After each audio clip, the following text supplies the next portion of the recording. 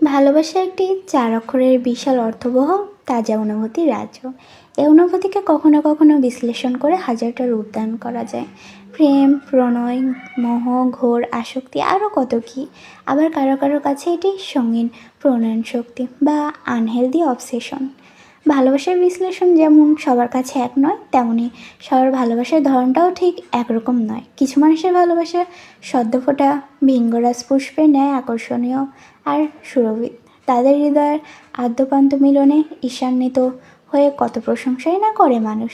অলিতে গলিতে বন্ধুমহল থেকে শুরু করে পাড়ার চায়ের আড্ডা পর্যন্ত তাদের নিয়ে চলে দিনভর আলোচনার বহর। কী করে তৈরি হলো এমন যুগল, এত রাজজোটও কোনোদিন ভাঙবে না, আরও কত কী। অন্যদিকে এই পুষ্পরেণুর মতো ভালোবাসার বিপরীতে যে শুধুই ঘৃণার বসবাস তেমনটা নয়। ওই যে বললাম, ভালোবাসারও ধরন হয়। কেউ কেউ এসব গদবাঁধা ভালোবাসার নিয়মে গা ভাসাতে পারে না কোনো কালে। খালি মুখে ভালোবাসি কথাটা উচ্চারণ করাটাও যেন হিমালয় জয় করার মতো অ্যাডভেঞ্চারাস আর থ্রিলিং তাদের কাছে। তাই সেসব কিছুওয়ালা মানুষগুলোর ভালোবাসা প্রকাশের ধরনটা হয় কিছুটা ভিন্ন রকম। সেখানে অনুভূতি প্রকাশের থেকে আদায় করা স্নেহাটাই বেশি কাজ করে।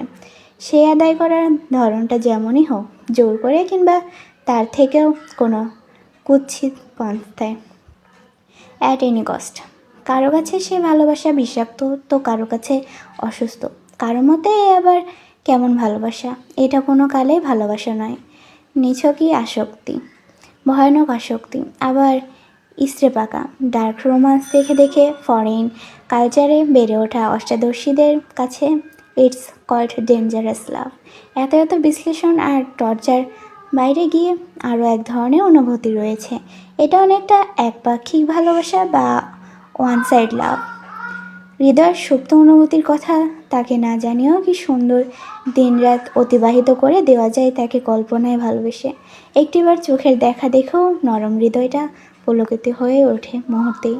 ভালোবাসা টইটুম্বর হয়, ভরে ওঠে হৃদয়ের কানায় কানায়। ভার্সিটির ক্যাম্পাস থেকে শুরু করে বই আস্তরিক ফাঁকা লাইব্রেরির এক কোণে ছোট্ট টেবিলটাই সে শ্যামপুরুষকে দেখার জন্য কত জায়গাতেই না ছুটে বেড়ায় বেপরোয়া সর্বনাশা মনটা। সেই সাথে পাল্লা দিয়ে ছোটে মনের অধিকারী রক্ত মাংসের মানুষটাও। আপন মনকে অন্যজনের নিয়ন্ত্রণে ছেড়ে দিলে এই হয়। ক্যাম্পাসে এসে তাকে এক নজর না দেখে অতি অশান্ত মনটা দমার নামই নেয় না। এই যেমন এই মুহূর্তটা মনটা কেমন ঝিমিয়ে যাওয়া মরা বিকেলের ন্যায় শান্ত হয়ে আছে। উচ্ছ্বাস, আকাঙ্ক্ষা সব কিছু দমে গিয়ে তৃষ্ণার্থ চোখজোড়া সবচেয়ে পছন্দের শ্যামপুরুষটিকে দেখতে ব্যস্ত। সেকেন্ড, মিনিট, ঘন্টা অতিবাহিত হয়, তবুও তাকে দেখে দেখে চোখ দুটো ক্লান্ত হয় না। কি আছে এই শ্যামপুরুষের মাঝে? আহামরি তো কিছু নয়, হলিউড কিংবা বলিউড হিরোদের মতো পেশিবহুল গোর বর্ণও নয়। ছিমছাম গরনের শ্যামপুরুষে বেশ লম্বা চওড়া মানুষটা। আর সবচেয়ে সুন্দর তার হাসি। হাসির সাথে সাথে কি সুন্দর ঢেউ খেলে যায় টোল পড়া গাল দুটোতে। ফাঁকা লাইব্রেরিতে সবচেয়ে কর্নার টেবিলটায় ঠিক মুখোমুখি হয়ে বসে আছে নিখিল ভাই। এটা বোধহয় নিখিল ভাইয়ের পছন্দের জায়গা। ওই জন্যই তো প্রতিদিন এসে এখানটায় বসে বই পড়ে। পড়বে নাই বা কেন? ভার্সিটির তুখোর ছাত্র নিখিল ভাই। ছাত্র আন্দোলন থেকে শুরু করে সমাবেশ কিংবা নির্বাচন সব কিছুই নেই নিখিল ভাইয়ের অগ্রাধিকার। সেই যেন সেই যে ধরে ভার্সিটির ভিপিও তিনি। এক নামে সবাই চেনে, তবে পড়াশোনার ক্ষেত্রে একটুও কম্প্রোমাইজ করেন না তিনি। এই যে এখানে বই পড়ছে, কানে হেডফোন গুঁজে বইয়ে মুখ ডুবিয়ে পাতার পর পাতা উল্টে যাচ্ছে। এই সিনটা দেখতেও মারাত্মক লাগছে। লাগবেই তো। এত কাছ থেকে নিখিল ভাইকে দেখার সুযোগ হয়নি কোনো কালে। মনে হচ্ছে সময়টা এখানেই আটকে যাক। আজ লাইব্রেরিটাও বেশ ফাঁকা, সিনিয়ররা তেমন কেউই নেই। এই সুযোগে নিখিল ভাইয়ের সাথে দু একটা কনভারসেশন এগুলো ক্ষতি কি? নিখিল ভাই, এই যে নিখিল ভাই। লাজুক হেসে টেবিলে টকটক করে সামান্য টোকা দিয়ে ডাকছে ওরু। তবুও নিখিল ভাইয়ের হেলদোল নেই কোনো। একবার তাকালো না পর্যন্ত। আশ্চর্য, এভাবে উপেক্ষা করা কি হলো? অরুর বুঝি খারাপ লাগে না?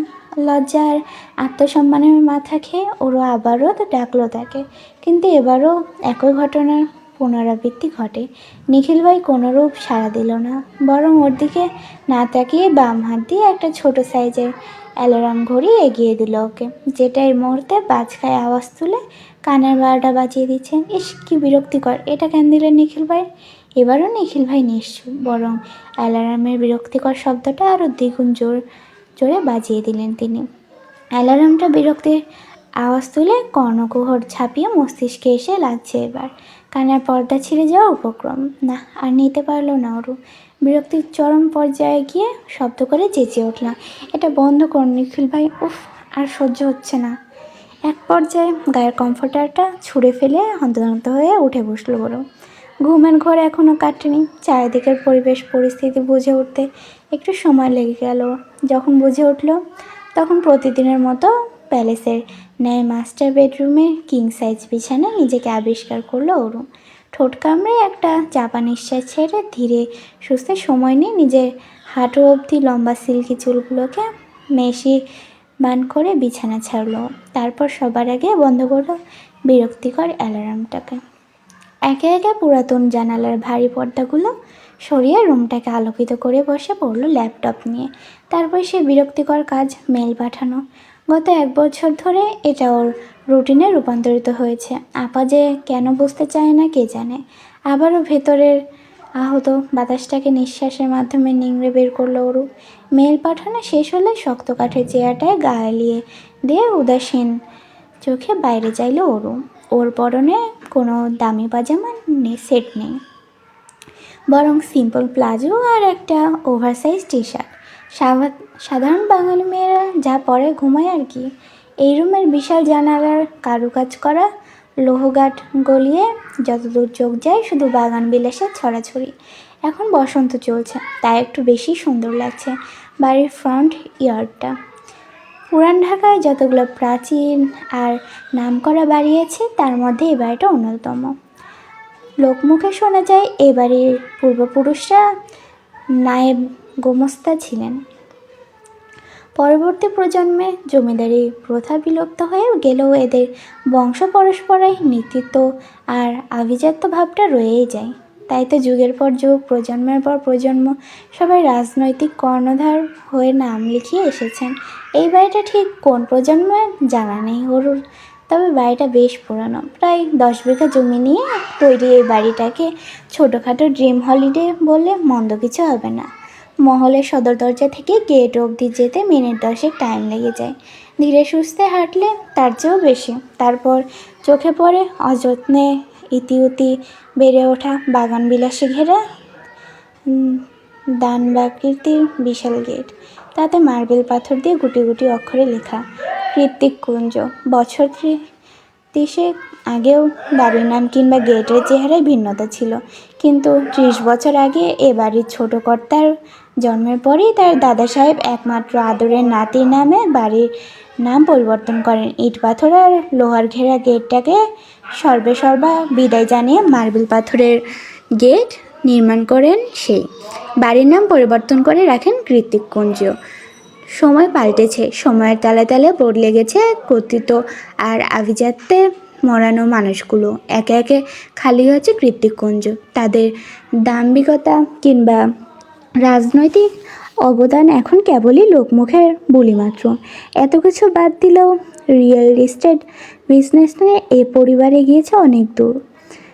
দেশ ছাপিয়ে বিদেশে সগৌরবে দাপিয়ে বেড়ায় এদের পারিবারিক বিজনেস। সবাই এক নামে চেনে, দেশীয় পণ্যের 30% যোগান এদের পারিবারিক ব্যবসা থেকে আসে। শুধু উচ্চপদস্থ না, স্বয়ং সরকারও আজকাল মুখে লাগাম দিয়ে কথা বলে এদের সাথে। আনফর্চুনেটলি এই পরিবারের শুধু টাকাই আছে, পরিবার বলে কিছু নেই, আফসোসের সুরে বলে ওঠে অরু। তখনই নিচতলা থেকে অনুর রাশভারী কণ্ঠস্বর শোনা গেল, অরু, এই অরুর বাচ্চা, খেতে নাম। আমি কি এখন পালকে নিয়ে আসবো? হসপিটালে যেতে দেরি হলে তোর খবর আছে। শুনেই বোঝা যাচ্ছে বেজায় চোটে আছে সে। অরু দ্রুত চেয়ার ছেড়ে দেয়াল ঘড়িতে চোখ লাগালো। 9:35। এই রে, হাবিজাবি ভাবতে ভাবতে সময় শেষ করে ফেলেছি। তার উপর আজ আবার ভার্সিটিতে যাওয়ার প্ল্যান আছে। নিচে গেলে আবার নির্ঘাত কথা শুনে পেট ভরিয়ে ফেলবে। এখন কি করি? বিশাল হল রুমের এক কোণে রান্নাঘর, তার পাশেই ছোট একটা ডাইনিং, 4 জন মতো বসার জায়গা হবে। সেখানে খাবার সাজাচ্ছে অরুর বড় আপা অনু। এবারের কোনো কিছুই না পারতে ব্যবহার করে না অরুরা। যতটুকু না করলেই নয়, ঠিক ততটুকুতেই ওরা অধিকার খাটায়। অনু খাবার সার্ভ করতে করতেই রেডি হয়ে নিচে নামে অরু। পরনের সেটে আছে টপস আর স্কার্ট, হাতে পুঁথি দিয়ে তৈরি বাঞ্জারা ব্যাগ। অরুকে দেখে মেজাজ খারাপ হয়ে গেল অনুর। অরু পরিপাটি রূপ দেখে তেতিয়ে উঠল মস্তিষ্কটা, রাগের বহিঃপ্রকাশ ঘটল অরুর চেয়ারে বসার সঙ্গে সঙ্গে। এতক্ষণ আসার সময় হলো তোর? রুমে দরজা আটকে কী করিস এত? তোর জন্য আমার হসপিটালে যেতে কতটা দেরি হয়ে গেল দেখলি? অরু রুটি আর ডিমের রোলে কামড় বসাতে বসাতে বলল, রেডি হচ্ছিলাম আপা। প্রতিদিন তোর রেডি হতে লেট হয়, আর রেডি কেন হয়েছিস? কতবার বলেছি ভার্সিটিতে যাওয়ার দরকার নেই, আমি একা এত কিছু সামলে পারছি না। হাঁপিয়ে উঠেছি আমি। নিঃশ্বাসের পাল্লা ভারী হয় অনুর।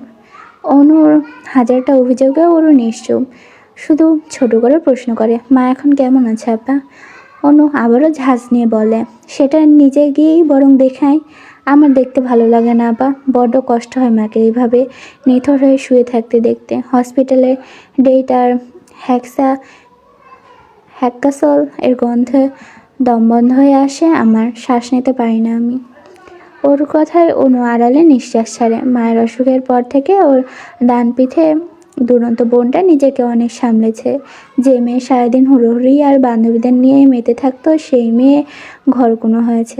হাজারটা হয়তো বায়না ধরা মেয়েটা প্রয়োজনের বাইরে গিয়ে এখন আর একটা কথাও বলে না। ওর মতো মুক্ত বাতাসে ডানা ঝাপটানো মেয়ের জন্য এই পরিবর্তন অনেক কিছু। এত অল্প বয়সে আর কতই বা সামলাবে নিজেকেও। ওর বয়স কম, তবে সবে 19-এ পা দিয়েছে। তাই তো অনু নিজেই ওকে এসব হসপিটালে ঝুট ঝামেলা থেকে দূরে সরিয়ে রাখে। আবার নিয়তির সাথে পেরে না উঠে নিজেই বিরক্ত হয়ে যায় বারংবার। সে বিরক্তি নিজের মধ্যে আটকে রাখা কষ্টকর হয়ে ওঠে ওর জন্য।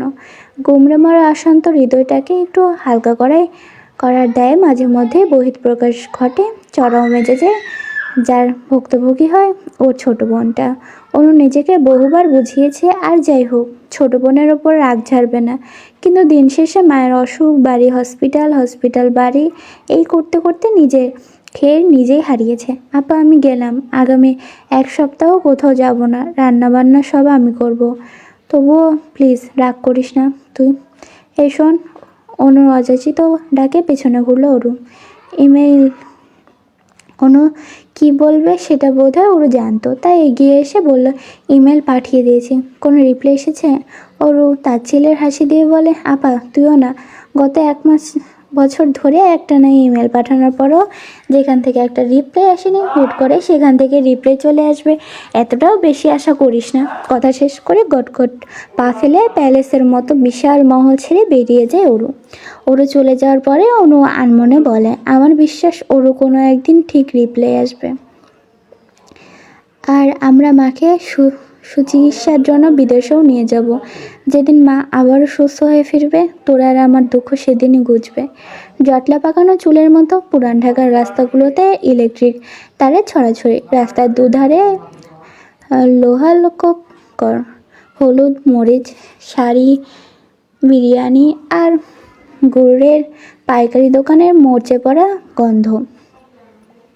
কখনো কখনো সেই গন্ধটা নাকে উৎকট লাগে, আবার কখনো বেশ ভালো। মাথার ওপর সূর্যি মামা তির্যক আলো ছড়াচ্ছে, আজ বোধহয় ভালোই গরম পড়বে। দুধারে দোকানপাট ছাপিয়ে টিং টিং আওয়াজ করে জগন্নাথ বিশ্ববিদ্যালয়ের দিকে এগিয়ে যাচ্ছে অটোচালিত রিক্সা, তাতে চেপে বসে আছে অরু। পুরো নাম মেহরিন শেখ অরোরা। এই বছরই ভার্সিটিতে অ্যাডমিশন হয়েছে ওর।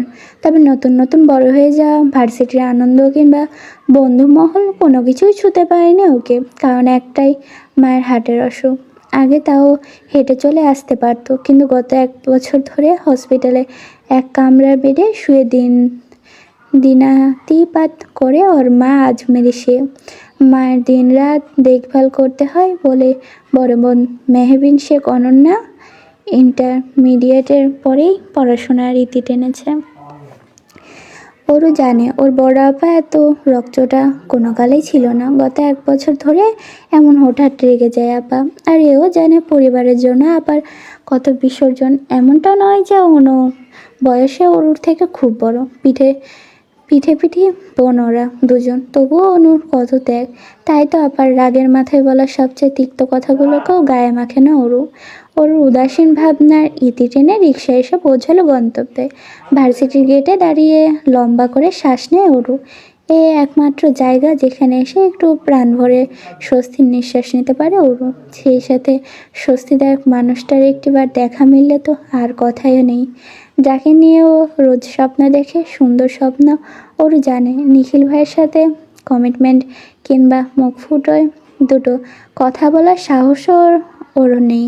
তারপর নিখিল ভাই ভার্সিটির সিনিয়র, গ্র্যাজুয়েশন ও এবছর শেষ তার। তবুও বেহায়া মনটা মানে না। প্রিয় মানুষের স্কেচ বোর্ডে তার মুখটাই এঁকে ফেলে বারবার। কবে যে নিখিল ভাই নিজে এসে বলবে, ওরু শোনো, আমিও তোমাকে পছন্দ করি, মনের রং তুলির ক্যানভাসে আমিও তোমাকে আঁকি। সে আশায় সেগুড়ে বালি। পিছনে নীলিমার কাটকাট প্রতি উত্তর শুনে ওরুর হাসি হাসি দাঁত কপাটি বন্ধ হয়ে গেল। মুখটা এইটুকুনি করে বলল, তুই আমার মনের কথা শুনলি কি করে? যেই টোনে বলছিলি। আমি কেন, রিক্সাওয়ালা মামারাও শুনেছে, আমি শিওর। আফসোস শুধু নিখিল ভাই শুনল না। কি করে শুনবে? তুই তো তাকে দেখলেই চোরের মতো যথাযথা লুকিয়ে পড়িস। তা ঠিক, চল ভেতরে যাই। গেট পেরিয়ে ক্যাম্পাসে যেতে যেতে নীলিমা বলে, আন্টির কি খবর, এখন কেমন আছেন? একই রকম, আজকেও আপার বকুনি খেয়ে এসেছি। নীলিমার সান্ত্বনার বাণী বহুত আগে ফুরিয়ে গিয়েছে। ঘটে যা ছিল সব কিছুই দিয়ে ওরকে বুঝিয়েছে। ও তাই এখন আর বলার কিছু নেই। সান্ত্বনা না দিয়ে হয়ে উল্টো প্রশ্ন ছুড়ল নীলিমা, তোর ভাইয়ার কোম্পানি থেকে ইমেল এসেছিল? কথাটা বলতে একটু অস্বস্তি হলো নীলিমার, কারণ সব ব্যাপারে মুখ খুললেও এই ব্যাপারটা সবসময় এড়িয়ে যায় ওরু। খুব বেশি হলে না করে উত্তর দেয়। এবারও তাই হলো, এদিক ওদিক মাথা নাড়িয়ে না জবাব দিল ওরু। নীলিমার রাগ হলো কেন যেন, যদিও ব্যাপারটা সম্পূর্ণ ওরুর ব্যক্তিগত, তবুও এ কেমন ছেলে, মায়ের খোঁজ নেয় না, ইভেন কোনো রকম যোগাযোগ নেই পর্যন্ত। আজকালকার যুগে ইমেইলে কেউ যোগাযোগ করে? নীলিমা রাগ সম্বরণ করতে না পেরে বলেই ফেলল, কেমন ভাই তোর মাকে এভাবে দেশে ফেলে রেখে নিজে বিদেশে পড়ে আছে? ওরু মেকি হাসলো। হুট করে নীলিমার রাগের কারণ ধরতে পারল না, তবুও নরম সুরে বলল, he is not my sibling. তাহলে? স্টেপ ব্রাদার, মানে আঙ্কেলের দ্বিতীয় স্ত্রীর ছেলে, তাই তো? ওরও আবার হাসে। এই মেয়ের এত কৌতূহল কেন? না, তেমন কিছুও না। তাহলে কেমন ভাই তোর? নীলিমার কথার পেছনে ওরও কিছু বলতে যাবে, তার আগেই ওদের মাঝে তিথি চলে আসে। আরে মিস্টার জায়ান কৃত্তিককে নিয়ে চলমান রহস্যময় কনভারসেশনের ওখানে ইতি ঘটে। বসন্তের সকাল, চারিদিকে মৃদুমন্দ ঝিরিঝিরি বাসন্তিক হাওয়া বইছে। কতই বা বেজেছে, 10টা কি 11টা, তবুও মাথার উপর চলছে সূর্যের তাণ্ডব নৃত্য। শীত যাবে যাবে কবে করে এখনও যায়নি। তার আগেই সূর্যি মামা তার প্রখরতা দিয়ে ধরনের উৎপত্ত করে দিয়েছে। সূর্যের তীর্যক রশ্মিকে পিছলে দিয়ে এক প্রকার ছুটে বটতলার ছায়ার নিচে এসে দাঁড়ালো তিথি। ওখানে ওরু আর নীলিমাও ছিলে। কি রে, এভাবে ছুটে এলি কেন, কিছু হয়েছে? তার স্বরে জিজ্ঞেস করে নীলিমা। ওরও প্রশ্নসূচক দৃষ্টিতে চেয়ে আছে। ওরও ভার্সিটি জয়েন করার পরে পুরো বাংলা ডিপার্টমেন্টের মধ্যে এই দুটোই বন্ধু জুটেছে ওর। তার মধ্যে ওই ইন্ট্রোভার্ট নীলিমা যাও মোটামুটি একটু চুপ থাকে, কিন্তু তিথি মোটেই চুপচাপ স্বভাবের মেয়ে নয়। ভার্সিটির সব থেকে গরম খবরটা ওর কাছ থেকেই পায় ওরুরা, হোক সেটা গসিপ কিংবা কোনো ইম্পর্টেন্ট নিউজ। এছাড়া ডিপার্টমেন্টের অন্য ব্যাচম্যানদের সাথে ওর মুখ চেনাচেনি আছে কিনা সন্দেহ, কীভাবে বা থাকবে? ভার্সিটি জীবন নড়বড়ে ওর। অ্যাটেন্ডেন্স এর জন্য পর্যন্ত ভার্সিটি আসতে দেয় না অনু, তবুও আবার বকুনি ঝকুনি খেয়ে মাসের মধ্যে 2-1টা বার পা রাখে ভার্সিটির চত্বরে। যদিও সেটা পড়াশোনার জন্য নয়, বরং পছন্দের শ্যামপুরুষকে একটা নজর দেখার আশায়। সবার আলাদা তার মুখখানা হৃদমাঝারে স্ক্যান করে নিলেই শান্তি ওর। নীলিমার কথার প্রতি উত্তরে তিথি হাঁপাতে হাঁপাতে বলল, পানি দে দোস্ত, তারপর বলছি। নীলিমা ব্যাগ থেকে পানি এগিয়ে দিলে ঢকঢক করে পানি পান করে দম নেয় তিথি। এতক্ষণে প্রাণটা ঠান্ডা হলো। কি হয়েছে বললি না তো? আবারও জিজ্ঞেস করে অরু। তিথি এগিয়ে গিয়ে অরুর হাত ধরে বলে, ও হ্যাঁ, তোর কাছে আসছিলাম অরু। কাল ভার্সিটিতে কেন এলি না বলতো? তাহলেই তো সব জানতে পারতি। কি হয়েছে একটু খুলে বল। তাছাড়া কেন আসিনি সেটা তো তুই জানিসই। তাহলে নতুন করে কেন প্রশ্ন করছিস তিথি? কাল নিখিল ভাইদের সমাবর্তন অনুষ্ঠান ছিল। নিখিল ভাই সেরা ছাত্রদের পুরস্কার পেয়েছে। নীলিমা স্বস্তির নিঃশ্বাস ছেড়ে বলে, ও এটা তো ভালো কথা। তারপর আরও একটা ঘোষণা হয়। আমি পরে সিনিয়রদের থেকে জেনেছি। ওর সচকিত হয়ে প্রশ্ন ছিল, কি?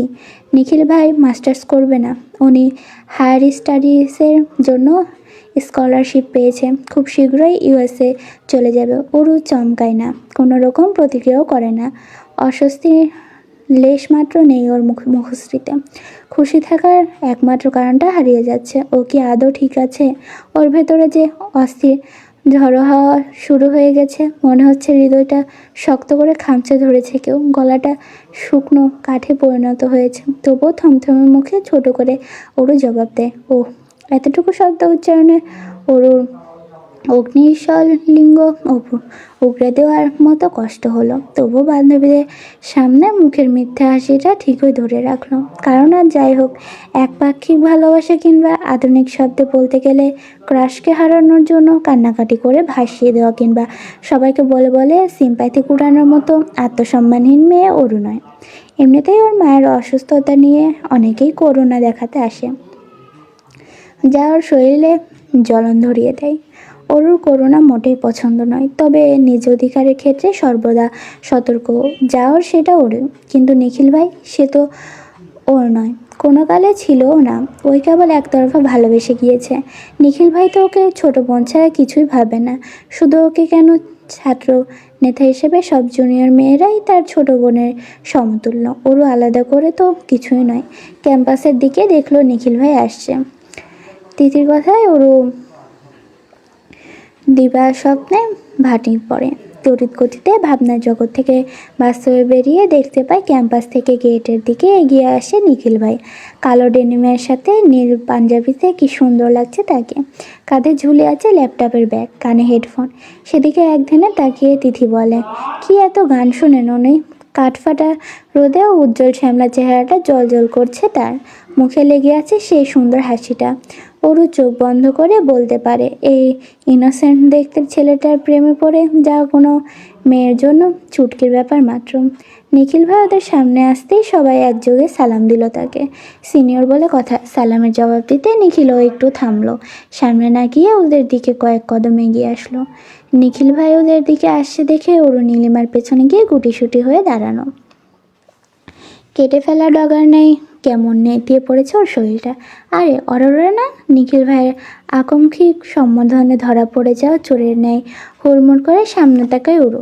চোখ মাথা ঝাঁকিয়ে বলে, জি ভাইয়া, ভালো আছো তো? এখন আর রাস্তা পার হতে ভয় নেই তো? কি সুন্দর অমায়িক কথার ধরন। আরও একবার হোঁচট খায় অরু। নিখিল ভাই কিছু জিজ্ঞেস করছে, অরু উত্তর দে। তিথির ধাক্কায় সম্মতি ফিরে পেল অরু। তারপরে হ্যাঁ না দুদিকে মাথা নাড়াতে থাকে। আসলে কি করবে, কি বলবে ও কিছুই ঠাহর করতে পারছে না। ওর অবস্থা দেখে নীলিমা তিথি দুজনে অবাক। যে মেয়ে কাটকাট কথার জবাব দিতে ছাড়ে না, সে কিনা ভেজা বিড়ালের মতো আচরণ করছে। জুনিয়ররা সংকোচ বোধ করছে দেখে নিখিল আর দাঁড়ায় না। সকলকে বিদায় জানিয়ে তাড়াহুড়ো করে জায়গা ত্যাগ করে। নিখিল চলে যেতে নীলিমা তেতিয়ে ওঠে। স্টুপিড একটা, এটাই শেষ সুযোগ ছিল। নিখিল ভাই নিজে এসেছিল, আর তুই কি করলি? হাবলার মতো উত্তর, দক্ষিণ পূর্ব পশ্চিম মাথা ঝাঁকিয়ে গেলি। ওরও জবাব দেয় না। এই মুহূর্তে কথা বলতে ইচ্ছে করছে না। মাথাটা ভন ভন করে ঘুরছে। গলাটা নিম পাতার মতো তেতো হয়ে এসেছে। চারিদিক ফাঁকা ফাঁকা লাগছে। হয়তো প্রেশার ফল করেছে। কয়েকবার চোখের পলক ফেলে অস্ফুটেই ওর বলে, ভাল লাগছে না, বাসায় যাব। আমাকে একটা রিক্সা ঠিক করে দে না তিথি। চলে যাবি? মানে অ্যাটেন্ডেন্সটা অ্যাটলিস্ট দিয়ে যা। নীলিমার কথায় ওর ভেতরে তেতো ভাবটা বেরিয়ে এলো। মাথাটা ঝাঁঝিয়ে উঠলো। ওর চটে গিয়ে বলেছি তো বাসায় যাব।